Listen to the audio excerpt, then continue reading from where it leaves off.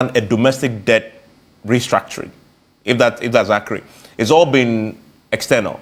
I mean, well, but that with the general literature around it, it's more difficult to do that in a country like, in African countries, So why are we not focusing more on the external? If what Dr. Acheampong had said is the thing, that external debt, people can carry the burden a bit. They want you to possibly even exercise. Why in the government strategy to reduce the debt burden, not focus more than do that first and see what they get there before they see how they can use the benefits from there to do a less destructive one locally? I mean, I don't know if you get my thought. I mean, this is a pretty ignorant question, but I'm asking you to give me your thoughts on that. Absolutely. I think in the last several years, we haven't really seen, I have to double check, any African country do a domestic debt restructuring. I think from the point of view of the government, the thinking was that given that most of the domestic debt, you're issuing it under, Ghanaian law or local law, it's a bit more easier just to kind of attempt to restructure it.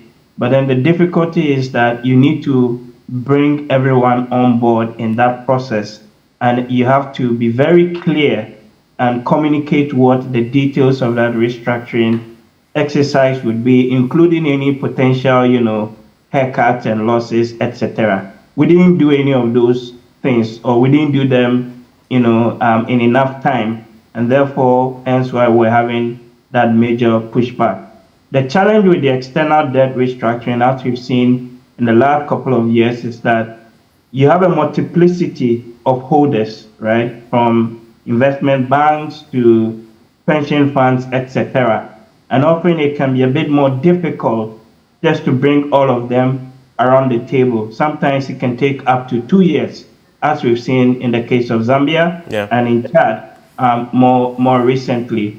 But it made more sense to attempt to restructure the external debt and get those deferments than it did with the local, because the effects of that on your economy can be extremely dire. And we're already seeing parts of that in Ghana's case with the major pushback that we're seeing. So really, the option now, I think, is to go back on the table and to try and also see if we can fast track the external debt restructuring bit under the G20 framework. But even that might take about 3 to 6 months, right, to even conclude that process. And Mark is absolutely right. I work within the market here in London, where a lot of these loans that are taken, they buy political risk insurance, right, on it. So if there is some default or something along those lines, those guys can always go and trigger those sort of clauses under the respective agreements. But that's where we are at the moment. It is a complicated process, and it does take time.